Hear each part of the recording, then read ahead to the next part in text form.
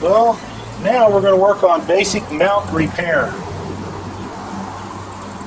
Now, this client of ours mounted up a nice deer for him earlier. He liked it a lot. Apparently, I guess his grandchildren got playing around. This mount here was mounted many, many years ago. And apparently they got playing around. Mount came off the wall and it broke. This here is what we call a pronghorn, commonly referred to as an antelope. North American pronghorn. Yeah, both these horns popped off. The guy didn't want to spend a lot of money, so I gave him a really good price. He's happy. So what I'm going to do here is went ahead and I already drilled into the cores. I have some all thread here. I have a larger hole here for the all thread and what's needed. I'm going to put Bondo in there, put the all thread in there, let that harden. Now this one here, I've already cut. I'm going to be cutting this piece here about 4 inches, 5 inches tall, 4 inches, 4.5 tall to fit into the horn itself. This is going to help repair it. It's just not a case where you can just stick glue on it, put it back together, let it dry. It's not going to work that way. You also too notice the tips are broken here. We could go through a whole elaborate procedure to replace these tips, but again, he does not want to spend that much money. So a cheap, inexpensive, quick repair would be to go ahead, bore a hole into the mannequin, being careful of the eye orbits, the eye itself, proper angle, bore a hole into top part of the horns. Make sure everything fits right. Let me see, I'll just show you. I already have both these horns done as far as holes go. But you can see how this actually broke off from the plate. Now this, like I said, we're going to be bondoing this here in a minute. And once that's fixed, that's going to look really good. Then I'm going to come back, re-gloss everything, try to get the hair to lay right. Then I'm going to come back here and take off this old style hanger. We didn't mount this, by the way, someone else did. But sometimes accidents happen. We're going to try to make this here more presentable. His main concern is just getting the horns back on there. And incidentally, these are horns, fused hair. The antlers that are on deer and elk, those are antlers. They're not called horns, but many people interchange the words. That's not really right. Incidentally, too, pronghorns shed their horns every year around November. So, do here, get that back. This is the piece that goes over here. Obviously, we can't go that far. So again, I'm going to cut it off about this size, right about here. Just a pair of bolt cutters. About 4 inches, 4.5, somewhere around there. So you hunters out there that are watching this, if anything like this here happens, you can go ahead and fix it yourself. Now on antlers or something like that, you have to use something a little bit smaller. Use the appropriate size materials that you have.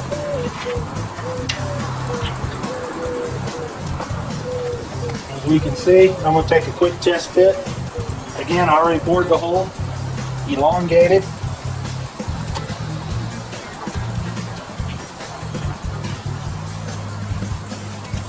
And this here suffered such damage that once this gets bondoed back on there and it's hardened, I'm going to have to come back in here with epoxy compound, fill that in, and blend that to the horn itself. Then I can take the hair, fix the hair up there and make it look normal. But right now, this here is just a quick fix. That's what we're going to have to do. That's what the customer wanted. Put some gloves on to work with the Bondo. Mix the Bondo up a little bit hot. What I mean by that is a little bit extra hardener in there than what you normally do, so it hardens up quick.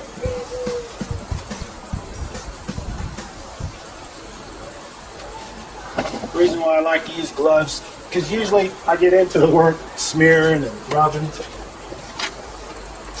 But I've got to be careful because where we're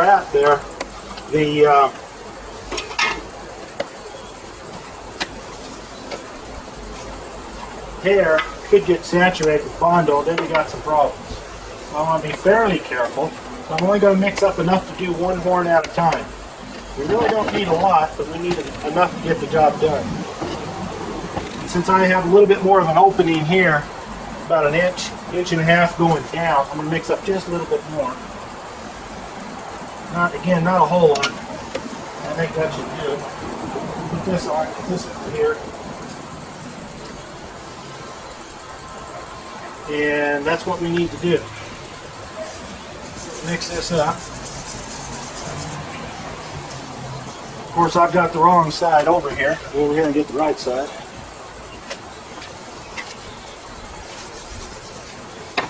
What I'm doing here is mixing this down here so you can see. It's a little bit awkward. Nice pink color in there.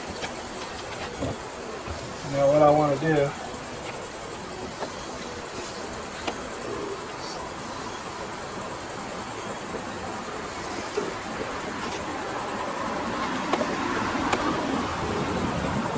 working that Bondo in there. Putting that rod back in there.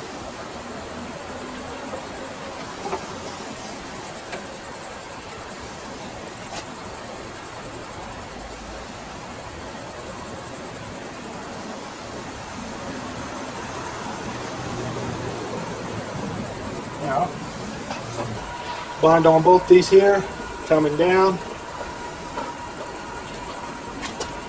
Pull the hair back. Work that on there.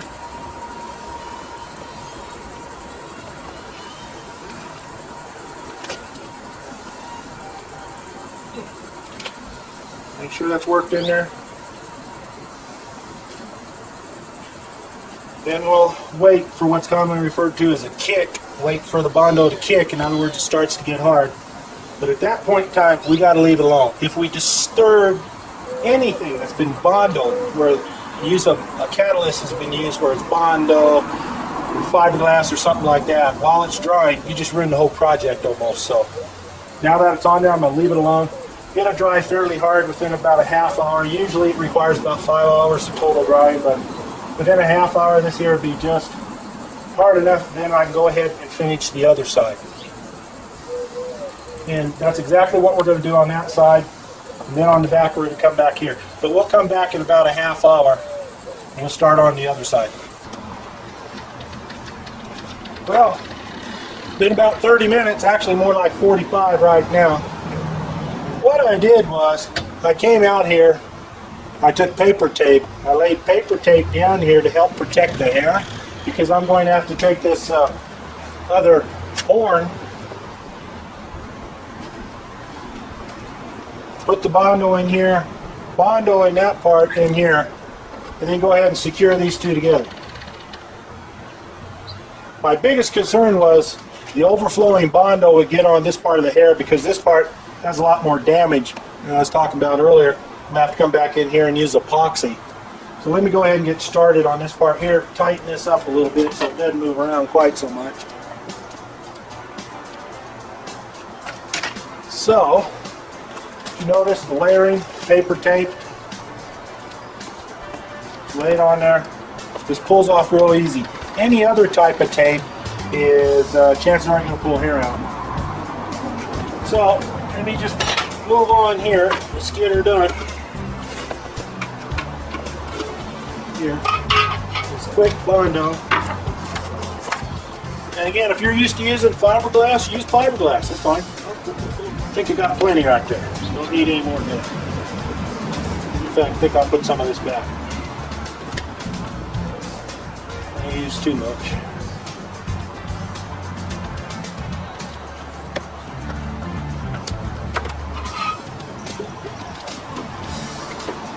Set this one, so that's out of the way. Screwdriver over there. A little bit of hardener in there.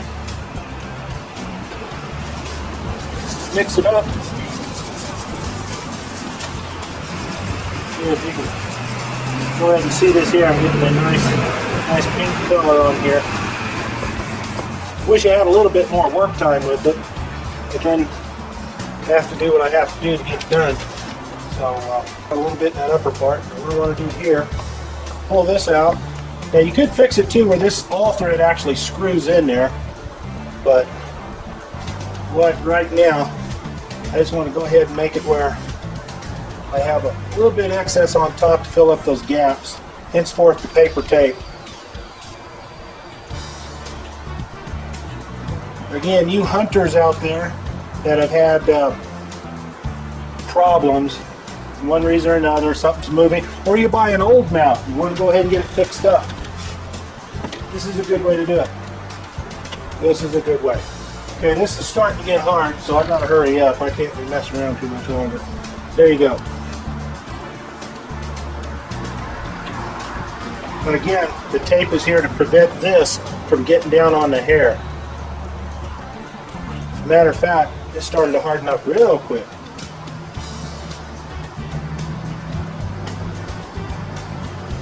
We'll let that get hard.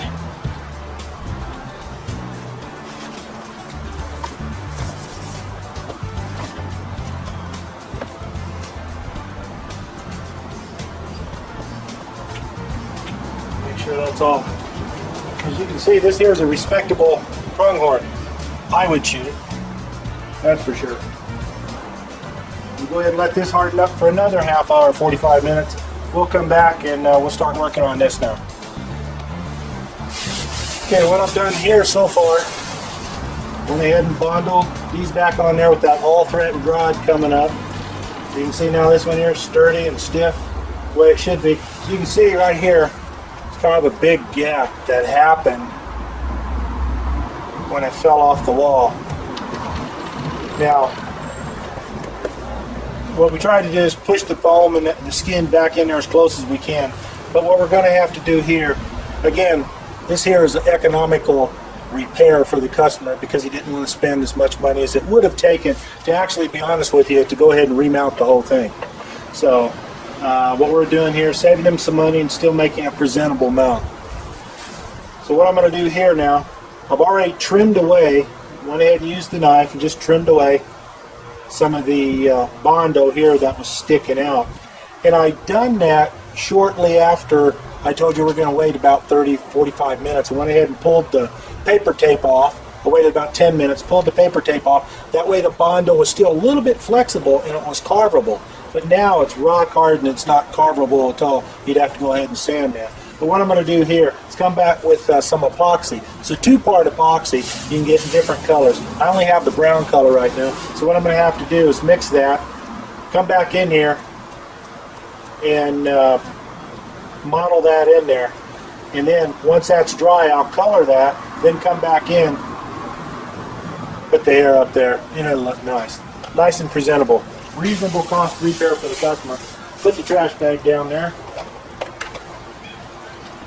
Got some of your basic, as a matter of fact, working with a lot of this epoxy, I really can't wear gloves that easy. I'm going to have to do all this here by hand, which isn't a big deal.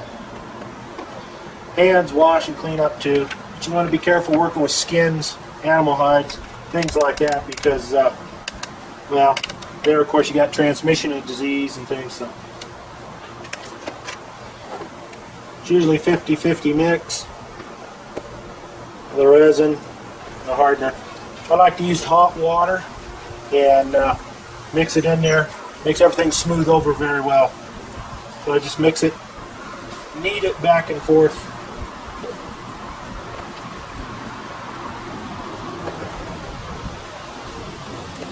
Make sure that's mixed. Usually takes about a half hour for this to dry rock hard. Then we can go ahead and paint it. Put our stain on it, dye, whatever this one it is. Now over here, I have to adjust this a little bit so you can see.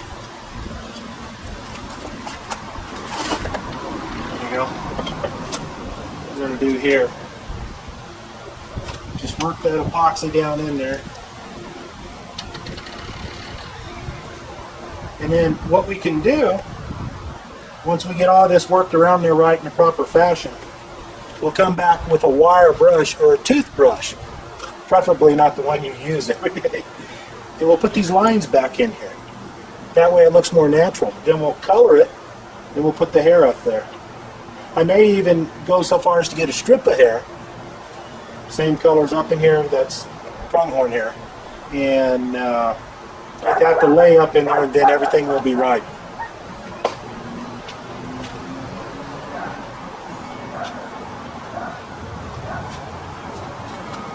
Over here so you can see. Again, this is what we're doing. Usually roll it in like little rolls, and you put it right up in here.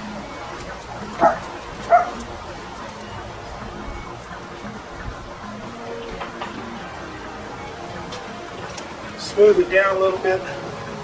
Wet water on your finger.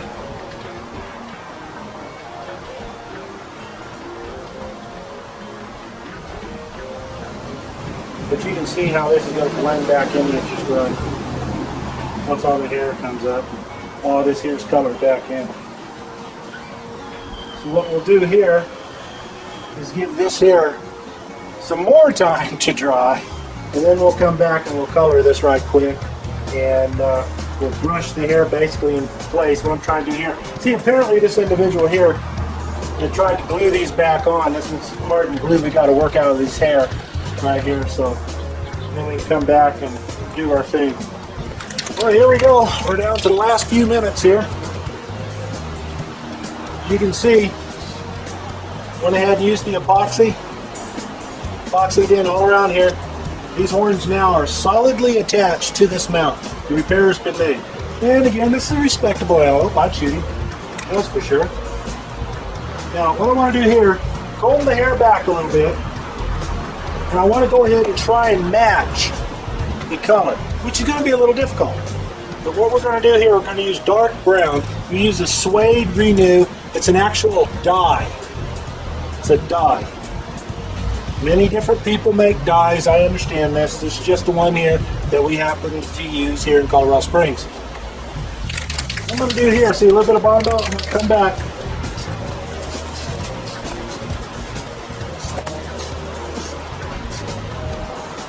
Color that.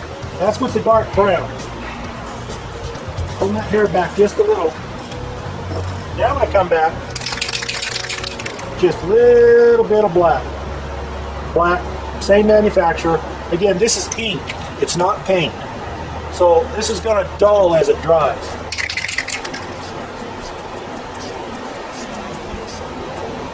I'm going to come back here because there's a patch I had to make back here. You can't really see it, but now technically, if this customer asked me, this client asked me, I would go ahead and just recolor the whole horn. But a lot of people don't like that because it's not really natural, but some people do. So always make sure that you do what your client wants you to do, or obviously if it's yours, what you want to do. That's very important. So basically, this here is done. As far as these tips, like I talked about that earlier, not a whole lot I can do about that unless we get into a lot more money with the client, because then I have to actually rebuild it. So what I'll do, I'll just come back with some hot glue, pull this down a little bit, squirt a little bit in there, come back, hold that together. And this piece over here, I do the same thing. Then that's done. Now, last thing I want to do right now for this mount, everything else has been taken care of. The eyes have been wiped off. Now this is crystal clear gloss. Don't use satin. Got to use clear gloss, and just spray it, whiten it up. 1, 2, 3. 1, 2, 3. And this, take my finger here, because you'll see like little bubbles here. Sometimes that happens.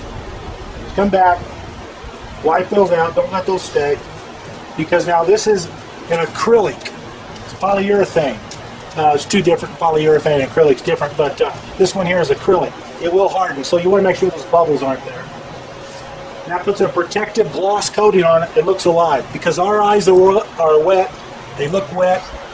So do the animal's eyes. There you go. This antelope, other than me putting the glue here, Pronghorn, is finished. It's ready for customer pickup.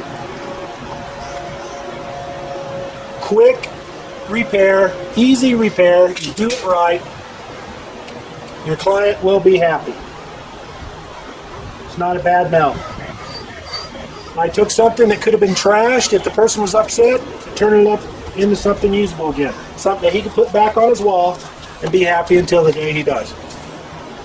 Or, of course, his grandkids take it and throw it off the wall again. So there you go.